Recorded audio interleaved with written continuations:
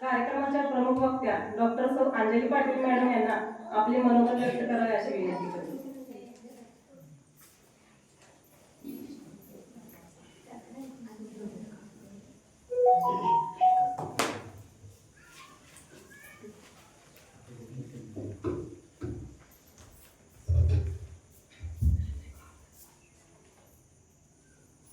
महावीर जैन मंदिर, वाडकर मळा, दुधगाव.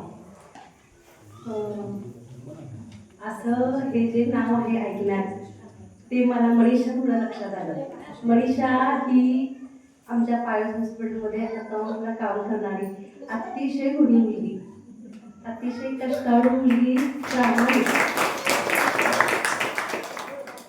ती इथली दुधगावचीच आहे आणि तिच्यामुळं इथे येण्याचा योग मला आला. पर्युषण पर्वाच्या निमित्ताने का होईना कुंभोज सोडून आम्ही एवढं लांब नाहीच कधी आलो. रोड पण माहिती नव्हता आणि यायचं पण कधी प्रसंग नव्हता. पण इथं आल्यानंतर मला जाणवलं की अशी कष्टाळू माणसं एक 5-50 घरं एकत्र येऊन सुद्धा छोटे पण एक सुबक मंदिर निर्माण करतात. आणि फक्त मंदिर निर्माण असं नव्हे तर एक चांगली वैचारिक, मी म्हणते वैचारिक गुणवत्ता सुधारण्याचं काम ह्या अशा छोट्या वाड्या वस्तीतनं होतं. हे बघून खरोखर मला फार आश्चर्य आणि छान वाटलं, समाधान वाटलं. आमच्या कार्य करत असताना फार लाजाळू साधी मुली होती. तितकं धाडसानं न चुकता बोलते हे बघून आम्ही तर चर्चा करत होतो, पोरगी किती सुधारली पाहिजे. छान वाटलं. म्हणजे काय आपण रोज जगतो रोजचं आयुष्य रोज चालत असतं, पण हे अशा काही छोट्या प्रसंगातनं आपली वैचारिक पातळी वाढते, आपली वृद्धी होते, त्याच्याबरोबर समाजाची सुद्धा वृद्धी होत असते. फार काही मोठे प्रकल्प आणि मोठी मंदिरं, मोठे पंचकल्याण घालून आपण जे साध्य नाही करू शकत, तितक्या छोट्या चांगल्या लोकांच्या एकत्रीकरणातनं ह्या अशा गोष्टी घडतात. आणि मला वाटतं ह्याच्यातनंच समाज पुढे जात असतो, समाजाची वृद्धी होत असते. समाजाचं मी म्हणते एक चांगल्या भावनेनं एकत्रित समाज हा अशा छोट्या गोष्टीतले येत असतो. तर पर्युषण पर्वाच्या निमित्तानं का विना अशी माणसं मला भेटली, असे अनुभव मला शेअर करता आले आणि मी सुद्धा समृद्ध झाले असं मी म्हणेन. जेव्हा या इकडं येत होते मी, रस्ता तसा चांगला होता मी रोडपर्यंत, पण जेव्हा आत वळलो तेव्हा लक्षात आलं शेती प्रधान लोक आहेत. अतिशय सुरेख शेती दिसली आम्हाला. जेव्हा मी गाडीच्या त्या ह्याच्यातून बघितला तर फार काय मोठ्या 20-25 एकर शेती पाहिजे असं काही नाही माणसाला, पण काय जे असेल ते कष्टानं कमवता आणि एक चांगल्या भावनेतून पुढे जाता. हे जे मंदिर आणि सगळं कार्य बघून मला खरोखर कृतकृत वाटलं. म्हणजे आपली माणसं बघा जगात कुठेही कोकणात वाड्यावस्तीत सुद्धा एक चांगली लोकभावना घेऊन पुढे जात असतात आणि ह्याच्यातून समाजाचं तर ऐक्य दिसतं, समाज सुद्धा समृद्ध होतो, पुढे जायला ह्या गोष्टीतनं मदत होते. पर्युषण पर्वाच्या ह्या निमित्तानं मला तुम्ही इथं बोलवला त्याच्याबद्दल पहिला मी तुमचा सगळ्यांचा आभारी आहे. आजच्या या कार्यक्रमाचे उद्घाटक म्हणून सावकारांना आमच्या समोर राहतात. आमच्या सगळ्या सुखदुःखात आणि आमच्या सगळ्या गोष्टीत त्यांच्याशिवाय आमचं पाहणार नसतं. कुठल्याही गोष्टीला आम्ही अण्णांना बोलवलं की अण्णा हजर असतात, आमच्या दवाखान्याच्या समोर असतात. आणि काझी मॅडम आज मी पहिल्यांदा बघते त्यांना, पण माझा मुलगा आणि त्यांचा मुलगा म्हणजे डॉक्टर आहे तो पण दोघंही तो पुढे आहे मागे, त्यामुळे त्यांच्याबद्दल ऐकते मी. आज मी पहिल्यांदा तुमच्या निमित्तानं त्यांना भेटले आणि त्याच्याबरोबरच तुम्ही समोर असलेले सगळे श्रावक, ह्या जैन दिगंबर मंडळाचे वीर सेवा दलाचे वीर महिला मंडळाच्या सदस्य आणि सदस्य, फार मोठं काही विचार ज्ञान घेऊन मी इथं आलेली नाही आहे. एक क्षमा ह्या विषयावर तुम्ही मला बोलायला बोलवलं, पण मला वाटते माझ्यापेक्षा अतिशय हुशार इथं सर वगैरे दिसतात, प्राध्यापक दिसतात, त्यांच्यासमोर मी काय बोलणं म्हणजे मी पहिल्यांदा क्षमा मागते की माझ्याकडनं काही थोडंसं कमी जास्त झालं तर मला थोडं सांभाळून घ्या. जैन धर्म, जैन म्हणजे काय?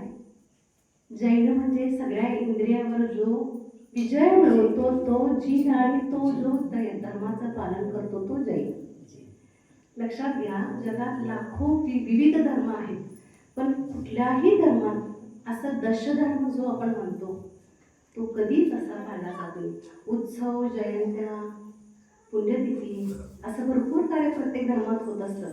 पण दशधर्म पर्युषण पर्वातलं प्रत्येक वर्षी जो आपण साजरा करतो तो फक्त जैन धर्मात करतो.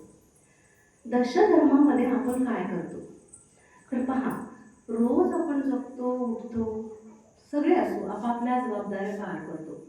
आई आईची पार करत असते, वडील वडिलांची, मुलं आपली करत असतात. मुलांचं शिक्षण असतं, त्यांना स्वतःचं करिअर असतं, त्यांना स्वतः पायावर उभा राहायचं असते, त्यांचं जबाबदारी पार पडत असतात. आई म्हणून आपल्या मुलांना घडवणं, संसार सांभाळणं आणि मुलांना चांगले संस्कार देऊन त्यांना मोठं करणं हे आई करत असते.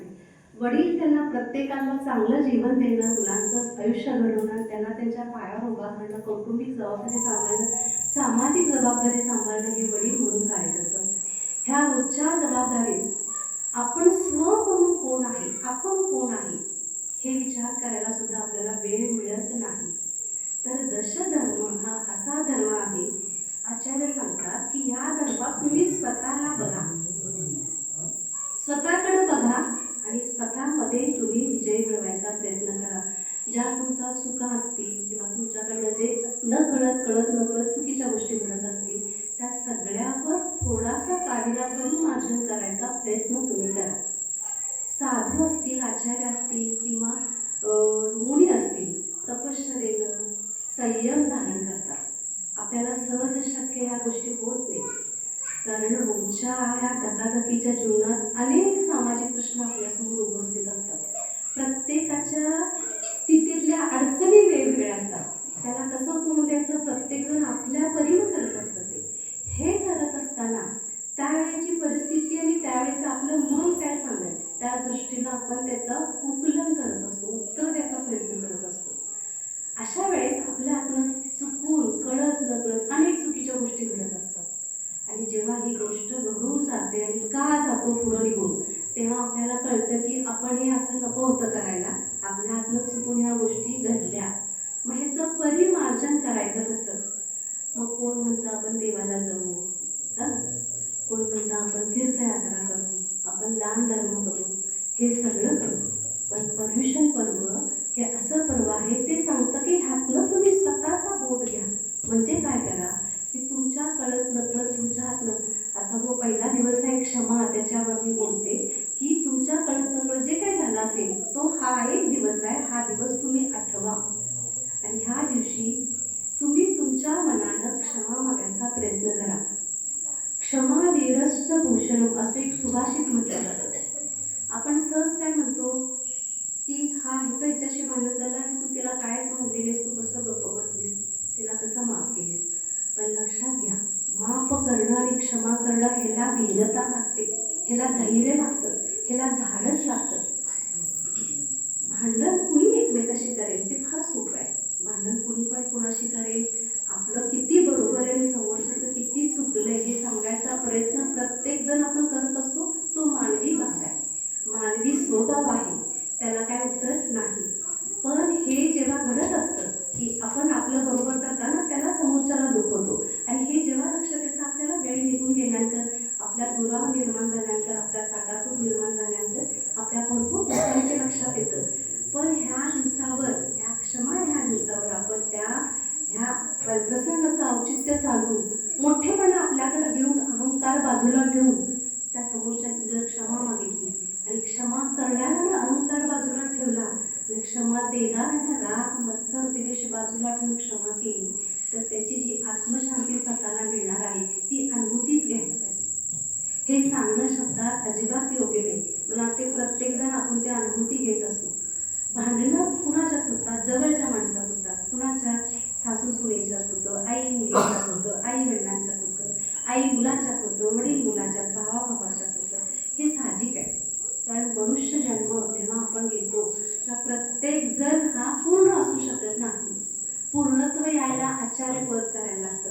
तेवढी आपली संयमाची भावना स्वतःकडे असायला लागते. म्हणजे आपण मुली वगैरे होतो आणि मग आपल्या त्या सगळ्या भावनांचा परिमार्जन होऊन आपण एक मोठ्या पदावर स्थिर होतो. पण जेव्हा आपण सामान्य माणसं जगत असतो तेव्हा आपण अपूर्ण असतो. आपल्या कळत आपल्याकडनं सहजपणे नकळतपणे अचानक चुका व्हायची शक्यता असते आणि होत पण असते प्रत्येकाच्या. आपल्याही माझ्याही होते, तुमच्याही होत असणार. मग ते कुठंतरी आपला आत्मा किंवा आपलं मन शांत राहतं. आपणच आपल्या मनाला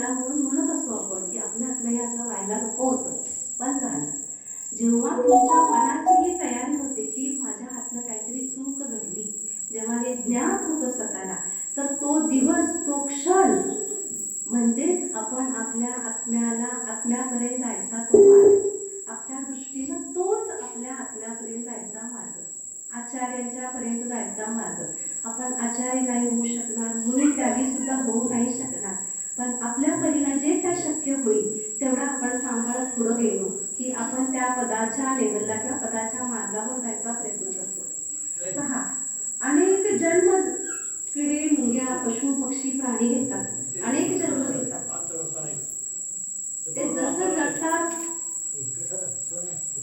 जगतात जन्म घेतात त्यांची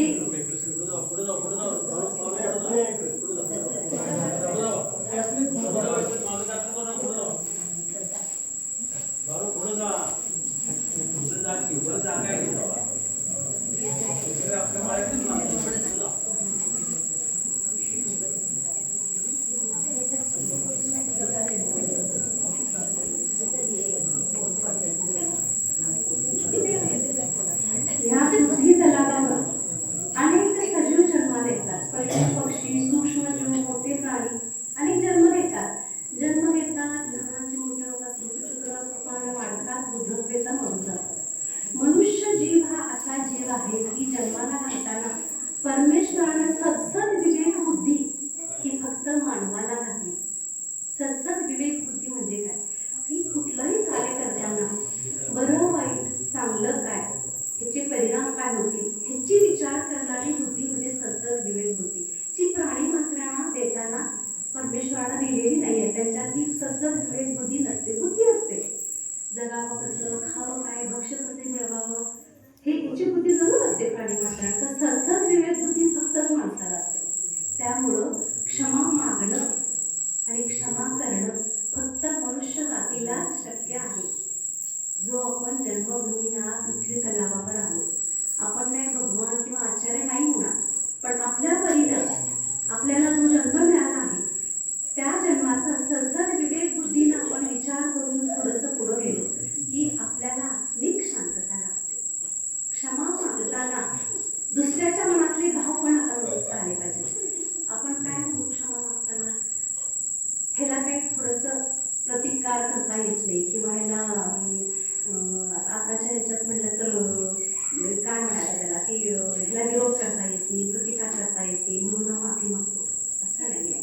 माफी मागणाऱ्याचं सुद्धा मोठं धाडस असावं लागतं. जेव्हा आपण समोरच्याची माफी मागतो तेव्हा समोरच्याच्या हृदयात आपल्याबद्दल त्या क्षणी आपोआप एक आदराचं स्थान तयार व्हायला लागतं. तरी तो म्हणेल की मला घाबरून त्यांनी क्षमा केली, तसं ते नसतं. त्याच्या मनाला आत्म्याला कुठंतरी ही भावना सतत होत असते की त्यांनी मला मोठेपणातून माझ्याकडनं माफी मागितली. तर त्याच मोठेपणानं तुम्ही जेव्हा माफ करता तेव्हा ती आत्म्याची शांती तुम्हाला जी मिळते ते एक अद्भुत आनंद तुम्हाला देऊन जात असते. तुम्ही ही सगळी लोक एका चांगल्या भावनेनं तिथं एकत्र येतात. असं काही तुम्हाला फार मोठं तत्वज्ञान सांगत किंवा दैन धर्मा वगैरे सांगत मला वाटते माझ्यापेक्षा तुमचा अभ्यास बराच इथं चांगला दिसतो.